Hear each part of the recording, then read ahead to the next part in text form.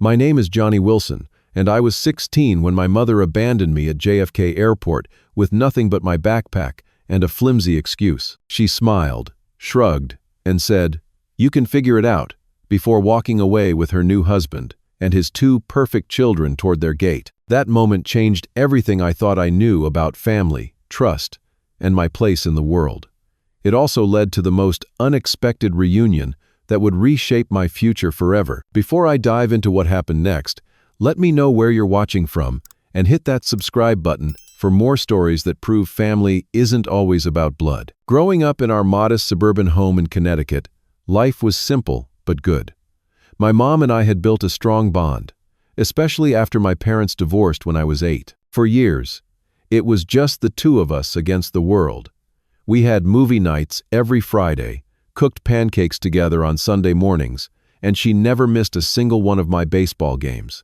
When I struggled with math, she would sit with me for hours, working through problems until they clicked. Those were the days when I felt truly secure, knowing my mom would always have my back. Everything started to change when I was 14, and Mom met Gerald Thompson at a charity fundraiser for her workplace. Gerald was everything my dad wasn't: wealthy, polished, and apparently irresistible to my mother. He owned a chain of luxury car dealerships across the Northeast and lived in a mansion that made our house look like a storage shed. At first, Mom would just mention him casually, but soon he was taking us out to restaurants I couldn't even pronounce the names of, and buying Mom jewelry that made her eyes sparkle in ways I hadn't seen before. I tried my best to get along with Gerald. I really did.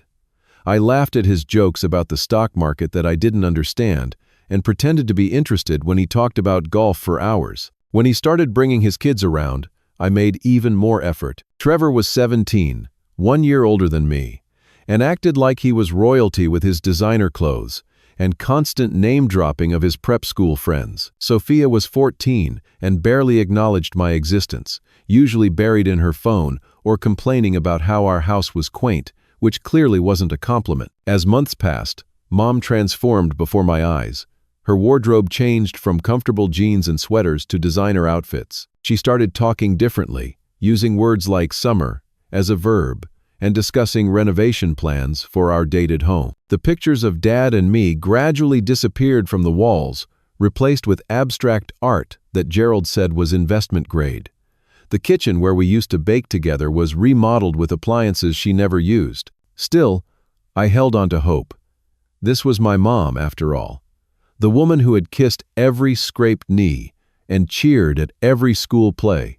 When she redecorated my room without asking, replacing my sports posters with more sophisticated decor, I swallowed my objections. When she missed my championship game to attend an art gallery opening with Gerald, I told myself she deserved happiness after years of working so hard to support us. I was trying to adapt, to find my place in this new reality she was creating. Then came the announcement that changed everything. One evening after dinner, Mom clinked her wine glass with a spoon and announced that Gerald was taking us all on a spring break vacation to the Maldives. I had to quickly look it up on my phone under the table to even know where that was. But the excitement in her voice was contagious, and for the first time in months, I felt included in their perfect new life. "We'll be staying in an overwater bungalow," she gushed, "with our own private pool and butler service." Gerald nodded magnanimously. "Only the best for my new family," he said, putting his arm around my mother's shoulders. I spent the next few weeks researching the Maldives, learning about the marine life we might see while snorkeling and downloading travel apps to help plan our activities. I even used my saved allowance to buy a new pair of swim trunks and a waterproof phone case. At night, I imagined us all bonding over beautiful sunsets and exotic dinners, fantasized about finally connecting with Trevor over jet skiing or deep-sea fishing. Maybe Sophia would even talk to me once she saw I could be cool too. I made extra efforts to connect with my future step-siblings, asking Trevor about his college applications and complimenting Sophia on her social media photos. They responded with minimal interest, but I convinced myself that the vacation would be different. Away from their friends and normal routines, maybe they'd finally see me as a brother rather than an inconvenience. The night before our departure, I carefully packed my suitcase, selecting my best clothes and making sure everything was perfectly folded.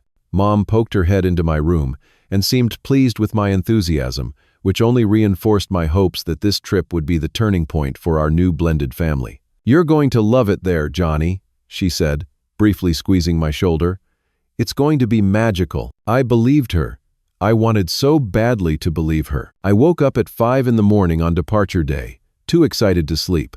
Our flight wasn't until 11, but I was showered, dressed, and triple-checking my packing list by 6. When I went downstairs, I found Mom and Gerald in the kitchen, speaking in hushed, tense voices that immediately went silent when I entered. Mom's smile seemed forced as she offered to make me breakfast, while Gerald suddenly became very interested in his coffee. "Is everything okay?" I asked, noticing the tension between them. "Of course, sweetheart," Mom replied too quickly. "Just going over last-minute travel details." But, as I ate my cereal, I caught fragments of their resumed conversation from the living room. "We discussed this, Lisa," Gerald whispered sharply. "This is supposed to be about us becoming a family." "He is my family," my mother responded, though not as firmly as I would have hoped. "My kids are already uncomfortable enough without adding." Their voices dropped lower, and though I strained to hear, the next part was inaudible. My appetite vanished as a knot formed in my stomach. Something was wrong, but I tried to convince myself I was overreacting. Maybe they were just stressed about travel logistics. The ride to JFK Airport was uncomfortably quiet. Trevor and Sophia sat in the back of Gerald's Mercedes SUV with me, both wearing wireless earbuds and ignoring my attempts at conversation.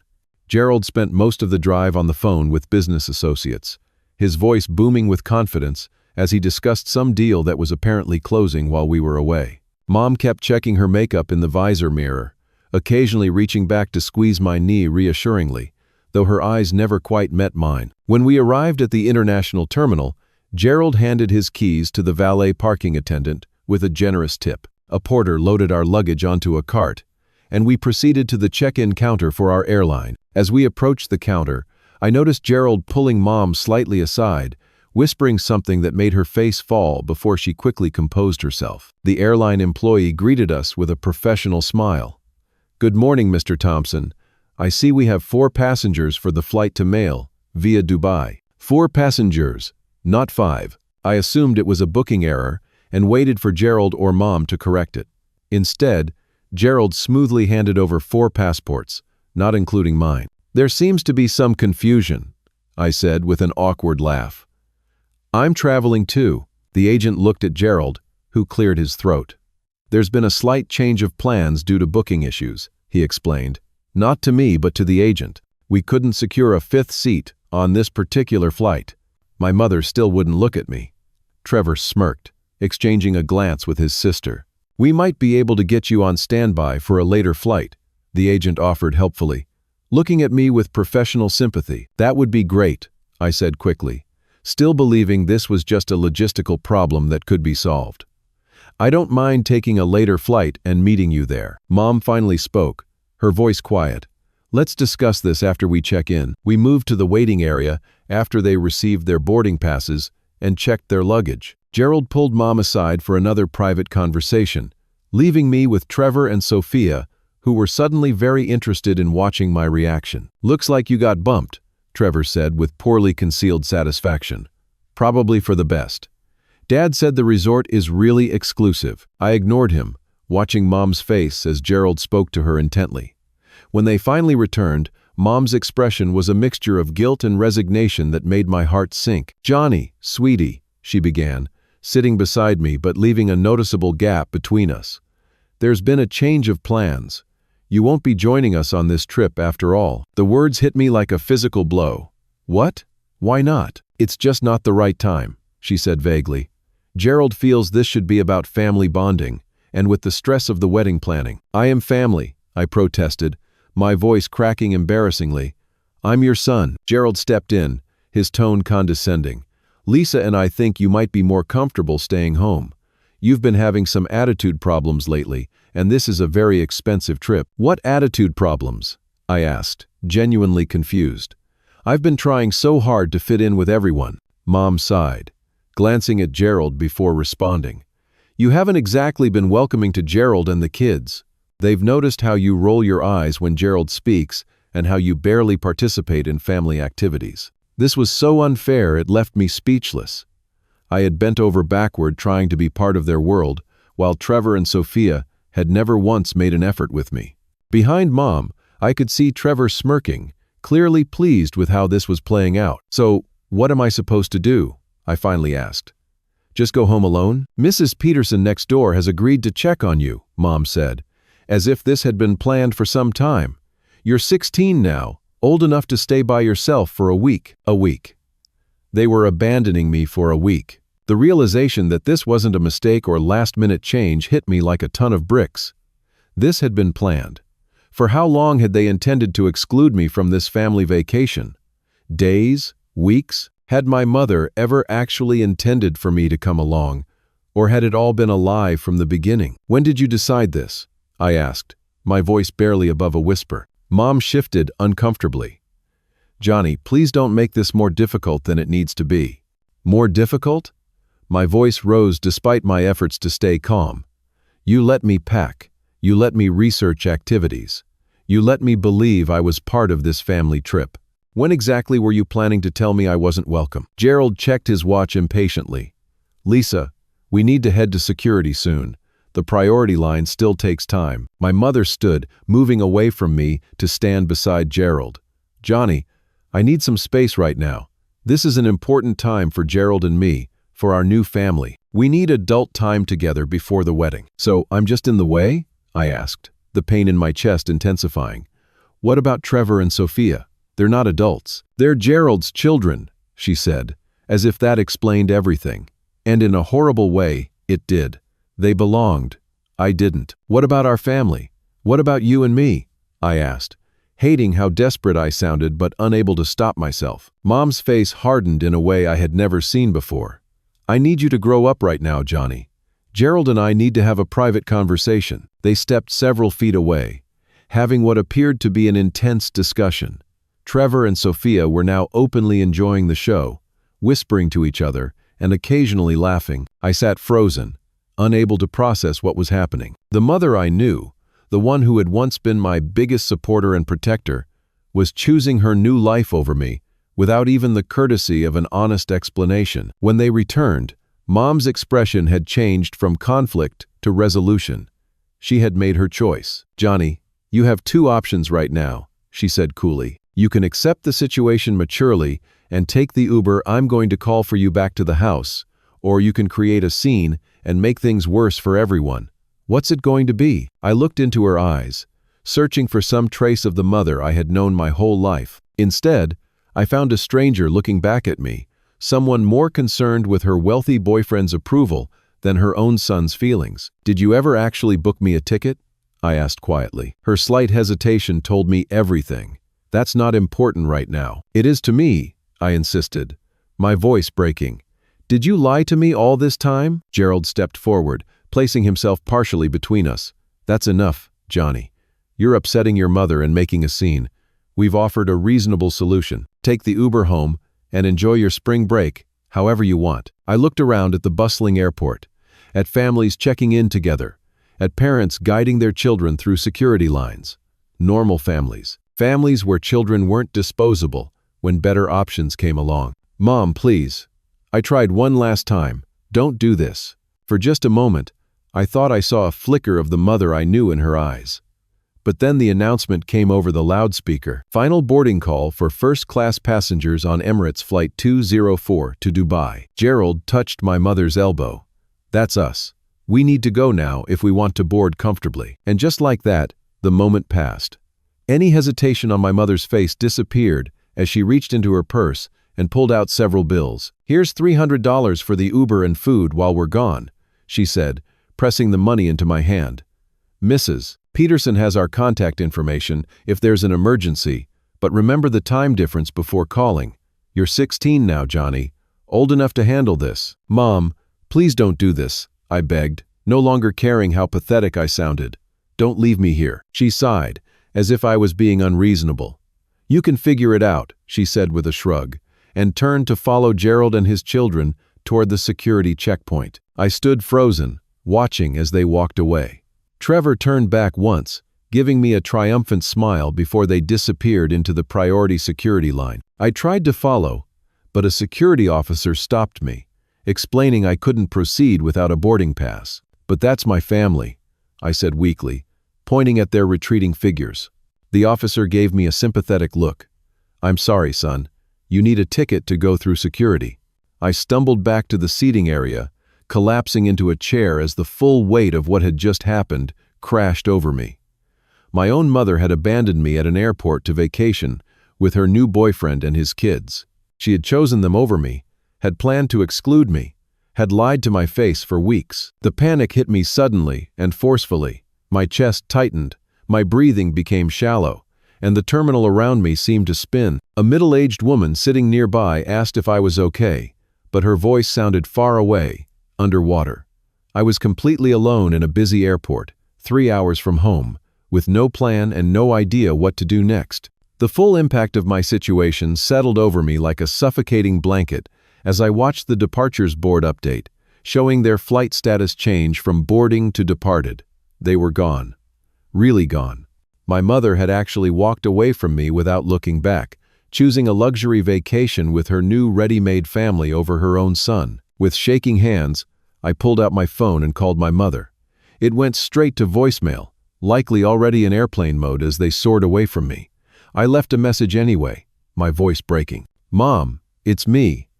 I don't understand what just happened. Please call me back. Please tell me what I'm supposed to do." I sent several text messages too, each one more desperate than the last, watching the delivery confirmations appear but receiving no response. Eventually, I had to accept that she had made her choice and wasn't going to change her mind. Taking stock of my situation, I realized how limited my options were. I had $300 in cash, my school ID, a phone with about 60% battery life, and my backpack containing just a book, headphones, and a half-eaten granola bar. I had no credit card, no way to book a hotel, and no immediate plan for getting home to Connecticut. An Uber from JFK to our house would cost well over $200, eating most of the money Mom had given me, and I would still be alone in an empty house for a week. I could try calling some friends, but most were away for spring break, and none lived close enough to our house to help me get there from the airport. The magnitude of my mother's betrayal started to truly sink in. This wasn't just about a vacation. This was about her systematically replacing me with her new perfect family, erasing me from her life piece by piece until I was nothing more than an inconvenience to be discarded when the opportunity arose. How long had she been planning this? Had she ever intended for me to come along? Or had it all been a charade to avoid confrontation until the last possible moment? I made my way to an airport cafe and ordered the cheapest coffee on the menu just to have a reason to sit down. The teenage barista gave me a curious look, probably wondering why someone my age was alone and clearly distressed. But she said nothing as she handed me my change. From my table, I watched families hurrying to gates, business travelers typing on laptops, couples holding hands as they wheeled their matching luggage through the terminal. Normal people with normal lives who hadn't just been abandoned by the one person in the world who was supposed to love them unconditionally. I pulled out my phone and made a list of options, but each one seemed worse than the last. I could, 1. Take an Uber home and be alone for a week. 2. Call Mrs. Peterson, our elderly neighbor, and admit what happened. 3. Call the police, but what would I even say? Being a terrible mother wasn't a crime. 4. Stay at the airport until my money ran out. 5. Try to find a cheap hostel, but most wouldn't allow a minor to stay alone. None of these solutions addressed the real problem. My mother had chosen her new family over me, and nothing would ever be the same again. Even if I made it through this week, what then? Return to a house where I wasn't wanted? Pretend everything was normal while knowing my own mother had left me stranded at an airport without a second thought? The cafe became too crowded, too loud, and I felt the walls closing in. I grabbed my backpack and headed for the restroom, locking myself in a stall as the emotions I'd been trying to control finally broke through. Hot tears streamed down my face as I pressed my palms against the cold metal walls, trying to ground myself in something solid when my entire world had just been pulled out from under me. I don't know how long I sat there, But eventually, a security officer knocked on the stall door, asking if everything was all right. I quickly wiped my face and emerged, mumbling an excuse about not feeling well. The officer, a stocky man with kind eyes, didn't seem convinced. "You've been sitting in there a while, kid. Everything okay at home?" "Fine," I lied. "Just waiting for a later flight." He studied me carefully. "You know there are resources if you need help. People you can talk to." For a moment, I considered telling him everything. Imagined the authorities calling my mother mid-flight, forcing her to turn around and face what she had done. But what would that accomplish? She would resent me even more, and Gerald would use it as further proof that I was the problem. "I'm okay, really," I insisted. "Just feeling a little sick." The officer reluctantly let me go with instructions to find him if I needed anything. I nodded gratefully and returned to the main terminal, feeling more alone than ever.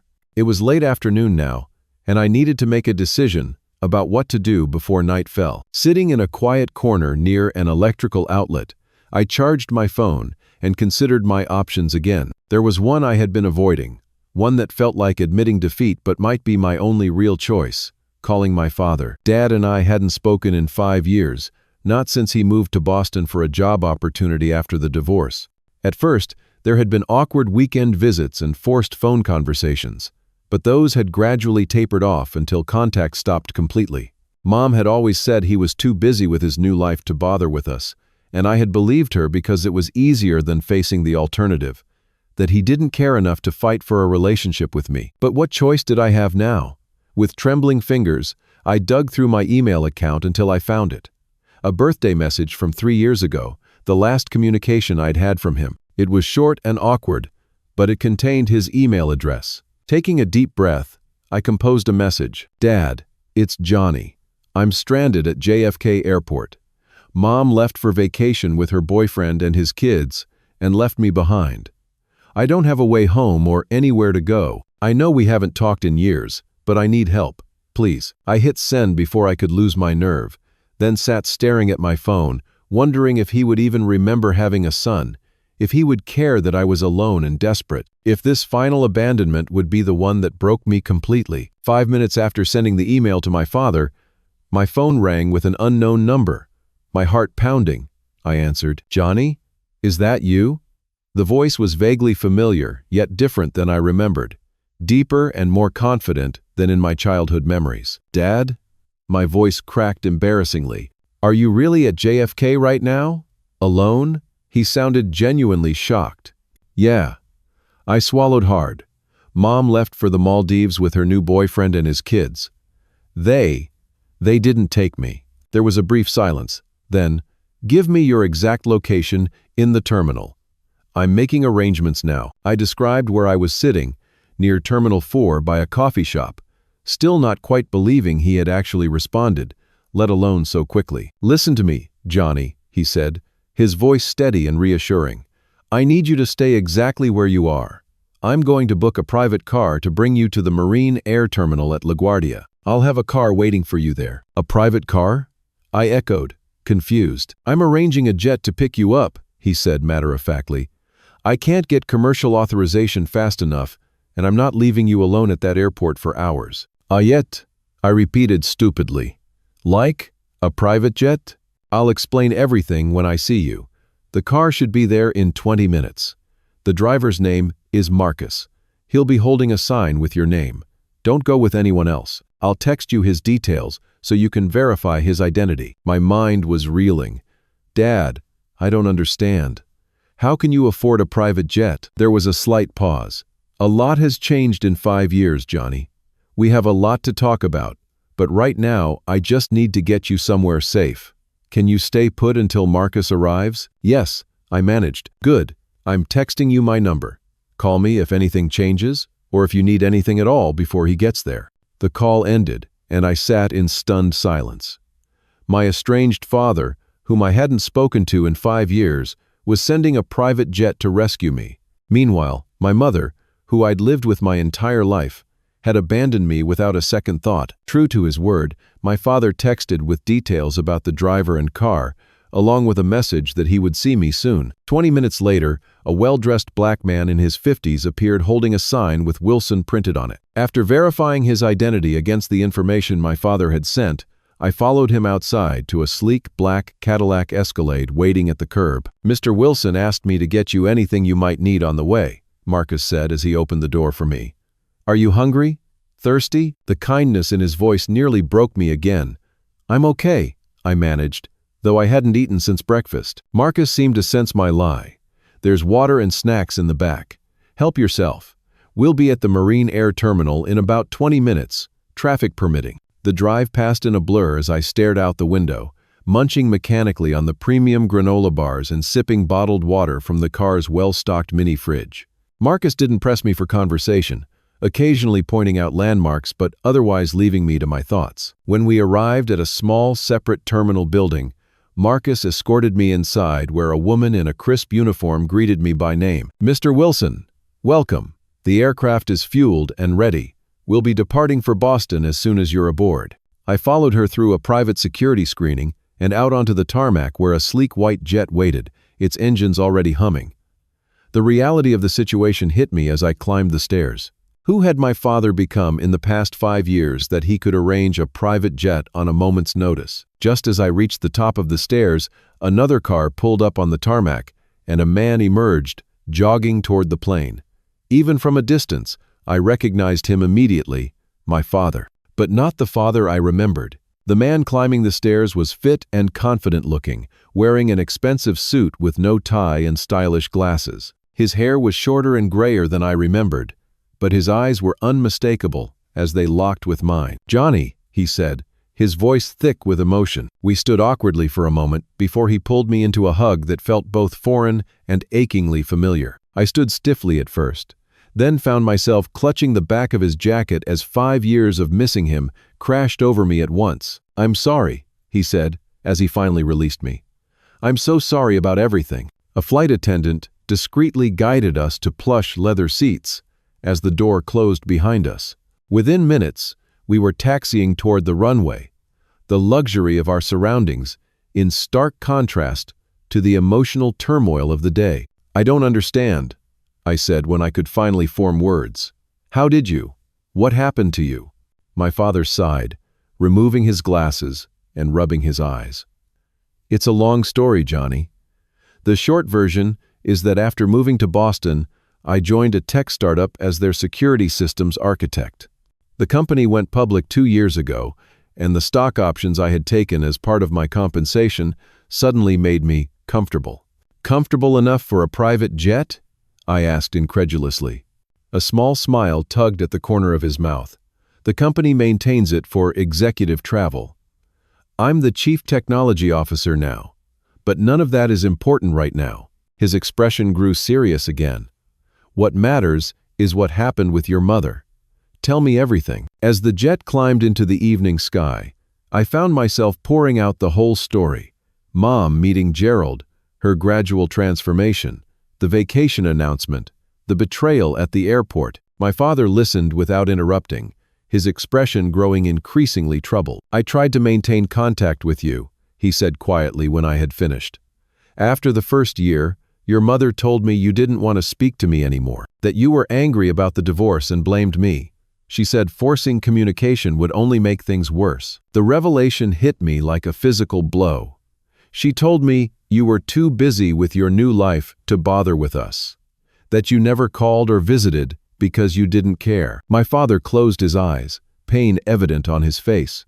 "I sent birthday and Christmas gifts every year. I called on holidays. I emailed regularly for the first 3 years. I never got any gifts," I said, my voice small. "Or calls. Just that one email." "I should have tried harder," he said, regret heavy in his voice. "I should have shown up at your house, demanded to see you. But she threatened legal action, said she'd get a restraining order if I harassed you. I believed I was respecting your wishes by staying away." The plane banked gently as Boston's twinkling lights came into view below us. I stared out the window, processing this new betrayal. My mother hadn't just abandoned me today. She had been systematically cutting me off from my father for years. "What happens now?" I asked as we began our descent. "Now, My father said firmly, "You come home with me. For tonight, for the week, for as long as you want. We'll figure out the rest together." As the jet touched down smoothly on the runway, I felt something I hadn't experienced since entering that airport with my mother hours earlier. Hope. The drive from the private terminal to my father's home was another revelation. We pulled up to a gleaming high-rise in downtown Boston, where a doorman greeted my father by name and welcomed me with a warm smile. The elevator whisked us to the penthouse floor, opening directly into a spacious apartment with floor-to-ceiling windows overlooking Boston Harbor. "Home sweet home," my father said, seeming slightly embarrassed by the luxury as he watched my reaction. "It's a bit much for one person, but the view sold me." "You live here alone?" I asked, taking in the modern furniture and impressive art on the walls. "Not exactly." He smiled. "Lauren should be back soon. She wanted to give us some time alone first." "Lauren?" "My girlfriend. We've been together for about 2 years now. She's a corporate attorney, brilliant and kind. I think you'll like her." I tried to process this new information. My father had a girlfriend, a whole life I knew nothing about. A wave of exhaustion hit me suddenly as the events of the day caught up to me. "Let me show you to your room," my father said, noticing my fatigue. "You can rest, shower, whatever you need. We can talk more in the morning." He led me to a spacious guest room with its own bathroom. Fresh towels were already laid out, and the king-sized bed looked incredibly inviting. "I'll find you something to sleep in," he said.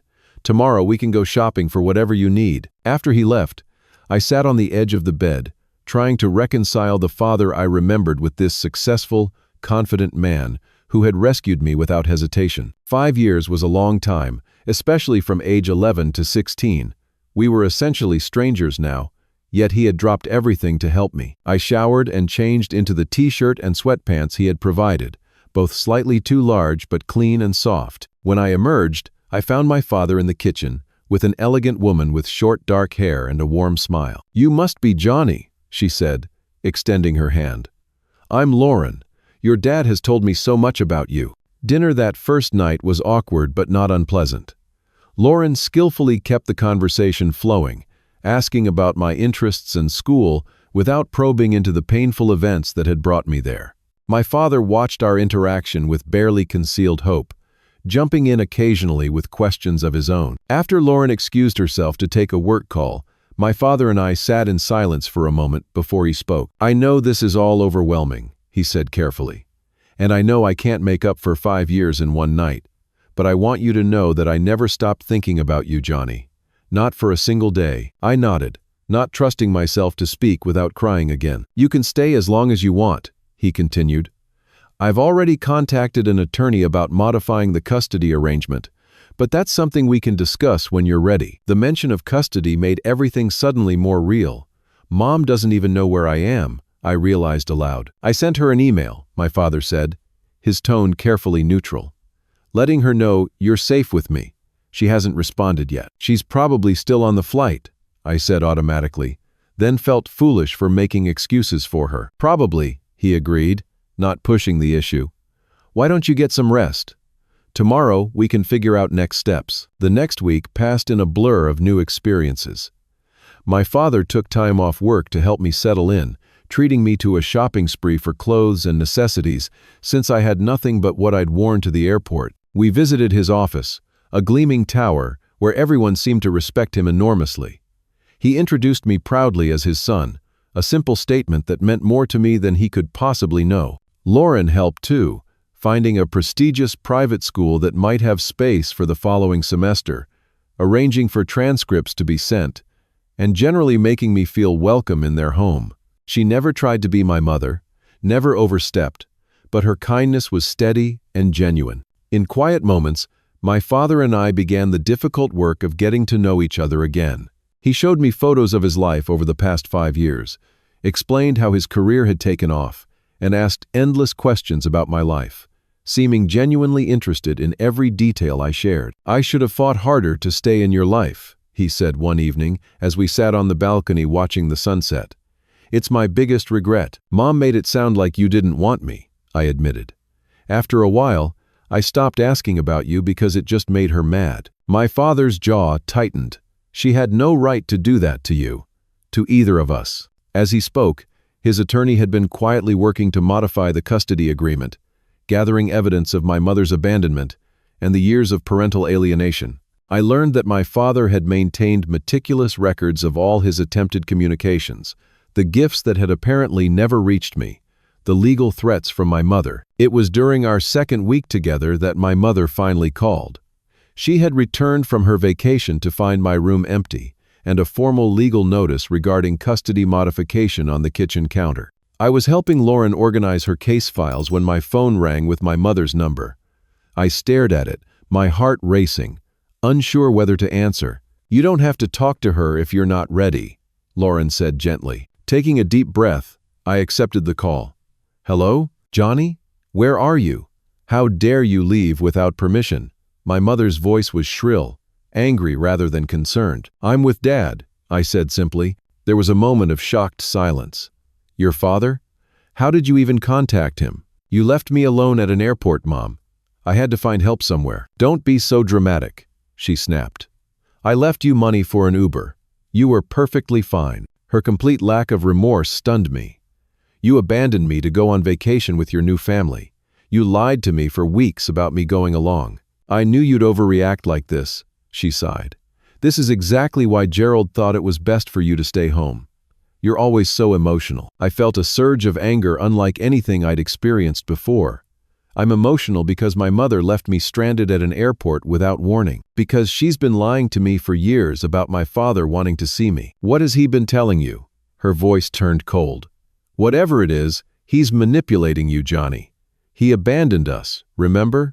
He moved away and forgot all about you until now. He sent gifts every year that I never received," I said quietly. "He called on holidays but never got through. He emailed until you threatened legal action if he contacted me again." "That's ridiculous," she sputtered, but I could hear the falsehood in her voice. "I'm staying with Dad," I said firmly. "His attorney has already filed papers to modify custody." "You can't do this to me!" she shrieked, her composure shattering completely. "I am your mother. You belong with me." "You should have thought of that before you left me at JFK, I replied, surprised by my own calmness. "Before you chose Gerald and his kids over your own son." "I'm coming to Boston," she threatened. "I'm coming to get you right now. Gerald knows people there. Important people." "You're welcome to try," I said, Lauren's reassuring presence giving me strength. "But I'm not coming back to Connecticut. I'm staying with Dad." I ended the call as she was still yelling, my hands shaking but my resolve firm. Lauren squeezed my shoulder supportively. "You did great," she said. "That couldn't have been easy." Later, I recounted the conversation to my father, who listened with a troubled expression. "She'll probably show up here," he warned. "Are you prepared for that?" I nodded, though the thought filled me with dread. I need to stand my ground.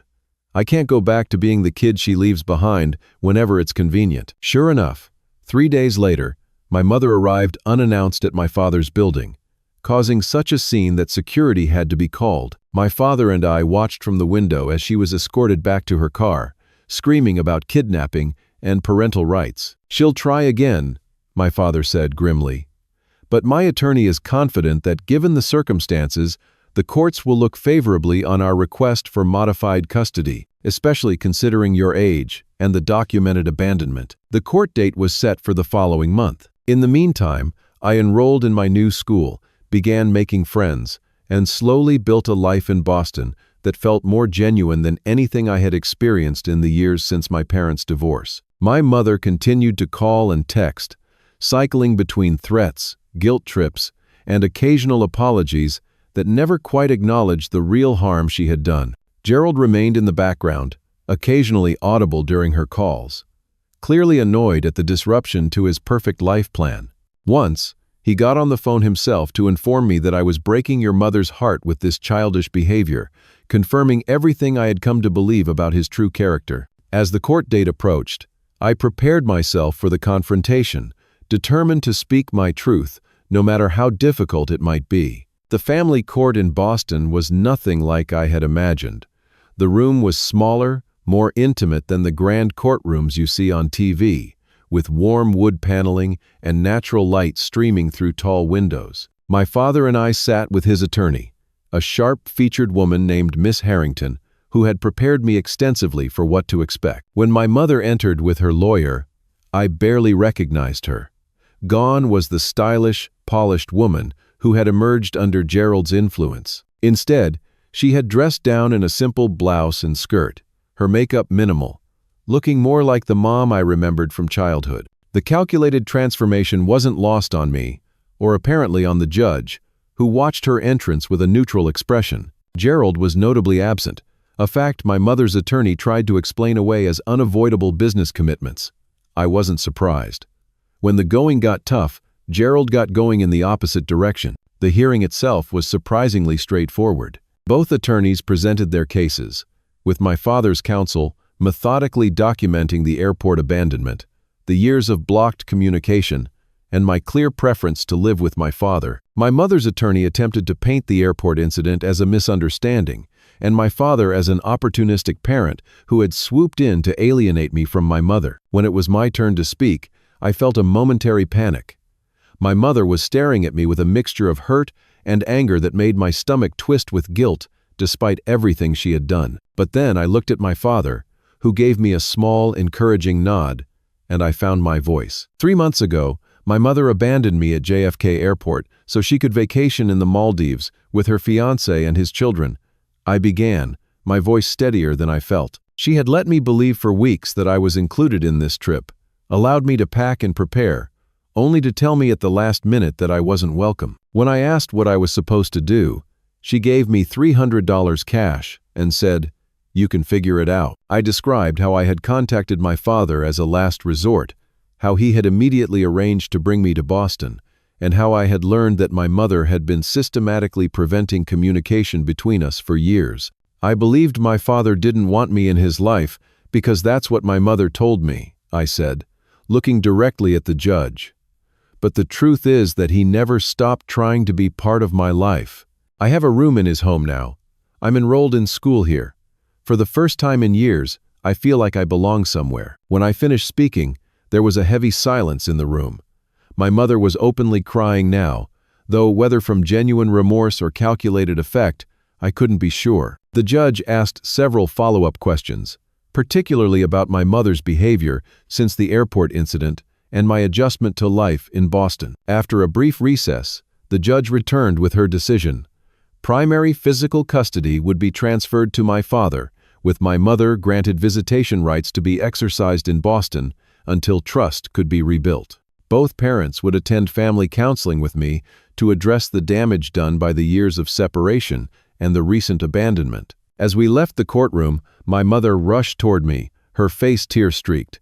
"Johnny, please," she begged, "don't do this. Come home with me. I made one mistake." "It wasn't one mistake," I said quietly. "It was years of lies and then abandonment when someone better came along." "That's not fair," she protested, but her eyes flickered away from mine, unable to maintain contact in the face of the truth. "I need time, Mom," I said finally. "Maybe we can start with the counseling the judge ordered and see where it goes." She nodded reluctantly, seeming to realize this was the best offer she would get. As we parted ways outside the courthouse, I felt a weight lift from my shoulders. The decision was made. I could move forward now. 6 months later, my life had transformed completely. I was thriving at my new school, making friends who knew nothing about my complicated past and accepted me for who I was now. I had joined the debate team and discovered a passion and talent for public speaking that I never knew I possessed. My father attended every competition, his pride obvious as he cheered from the audience. The mandatory counseling sessions with my mother were difficult but necessary. At first, she tried to minimize her actions, to paint herself as the victim of circumstance and me as an ungrateful, difficult child. But our therapist, Dr. Levine, skillfully cut through these deflections, guiding us toward honest communication for perhaps the first time in our relationship. Progress was slow and sometimes painful. Some sessions ended with my mother in tears and me in frustrated silence. But gradually, incrementally, we began to rebuild something. Not the blind trust of childhood, certainly, but a cautious relationship based on clearer boundaries and more honest expectations. My mother and Gerald had postponed their wedding indefinitely. A development she reluctantly admitted came after he had complained about the unnecessary drama of the custody battle. I wasn't surprised. Gerald had wanted a picture-perfect family with no complications, and my mother had nearly destroyed her relationship with her son, trying to give him that fantasy. Meanwhile, my relationship with my father deepened daily. He took a genuine interest in my life, helped me with homework, taught me to drive in his Tesla, and introduced me to programming, which I discovered I had a natural aptitude for. Lauren became a trusted advisor and friend, never trying to replace my mother but offering steady, thoughtful guidance when I sought it. On weekends, my father often took me to his company's offices, showing me the real-world applications of the coding skills he was teaching me. I sat in on meetings, absorbed the atmosphere of innovation and problem-solving, and began to envision a future for myself in technology. You have a natural mind for systems thinking, my father told me one Saturday, as we worked on a simple app together, just like I did at your age. The casual comparison, the acknowledgement of shared traits, meant more to me than he could possibly know. For so long, I had felt like an inconvenience in my mother's new life. With my father, I felt like a son, valued and wanted. The first dinner with my mother in Boston was awkward but not disastrous. We met at a neutral restaurant, Lauren tactfully finding a reason to be elsewhere to give us privacy. My mother was subdued, less makeup and designer labels than during her Gerald phase, more like the mom I remembered from childhood. Your father has done well for you, she acknowledged after taking in my new clothes, my increased confidence.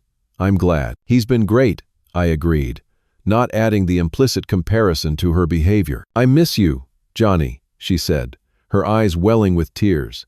The house is so empty without you. I nodded, not quite ready to say, I missed her too, though in some ways I did. Not the mother who had abandoned me at the airport, but the mother from before Gerald, the one who had made pancakes on Sunday mornings and cheered at my baseball games. I'm doing well here, I said instead. School is good.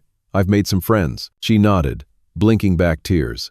I'm glad, she repeated. I want you to be happy. I just wish. She didn't finish the sentence, but she didn't need to. I knew what she wished, that she could turn back time, make different choices, be the mother I had needed her to be. We can build something new, I offered finally. It won't be the same, but it doesn't have to be nothing. Her smile was watery but genuine. I'd like that. 1 year after the airport abandonment, I found myself sitting on my father's balcony, watching the sunset over Boston Harbor. So much had changed. I was 17 now, a junior in high school with good grades and college prospects. My father and I had settled into a comfortable routine, our once estranged relationship now solid and supportive. My mother and I were still working on our relationship in twice-monthly counseling sessions and occasional dinners when she visited Boston. She and Gerald had finally broken up after he found someone younger and wealthier, a development that seemed to have triggered genuine self-reflection on her part. You know what I've learned this year? My father said, joining me on the balcony with 2 mugs of hot chocolate, our evening ritual. What's that? I asked, accepting the steaming mug gratefully. That family isn't about perfect moments or Instagram-worthy vacations, he said thoughtfully. It's about showing up when it matters. It's about putting the people you love before your own comfort or convenience. I nodded, thinking about how he had dropped everything to rescue me that day at the airport, how he had rearranged his life to make space for me, how he had never once made me feel like a burden or an inconvenience. I've learned that too, I said, and that sometimes the hardest endings lead to the best beginnings. He smiled, resting his hand briefly on my shoulder. I'm so proud of the young man you're becoming, Johnny. Not despite the challenges you've faced, but partly because of how you've handled them. As we sat in comfortable silence, watching the sky turn from orange to deep blue, I reflected on the journey that had brought me here. My mother's betrayal had been painful beyond words, a wound that would likely never fully heal. But it had also led me back to my father, to a relationship I might never have known otherwise. I had learned that family isn't always about blood or obligation. Sometimes it's about choices, the choice to show up, to prioritize, to rebuild what's broken. Most importantly, I had learned that I had the power to define family on my own terms, to create boundaries that protected me while leaving room for growth and reconciliation. The airport abandonment had been the worst day of my life, but looking back now, I could see it had also been the first day of a better life, one built on more honest foundations and genuine connections. "Thanks, Dad," I said simply, the words carrying the weight of everything I couldn't quite articulate. He nodded, understanding what I meant without needing more explanation. That was family too. The unspoken understanding, the shared shorthand of people who chose each other day after day, even when it wasn't easy or convenient. My journey was far from over. College loomed ahead, and with it, new challenges and opportunities. My relationship with my mother would continue to evolve, hopefully healing further with time and effort. But sitting there with my father as darkness fell over the city, I felt something I hadn't felt in a very long time. I was exactly where I belong. Have you ever had a moment when something terrible turned out to be the beginning of something better? I'd love to hear your stories in the comments below. And if this story resonated with you, please hit that subscribe button and share it with someone who might need to hear that sometimes our darkest moments can lead to unexpected light. Thank you for listening to my journey. And remember that family is what we make it, not just what we're born into.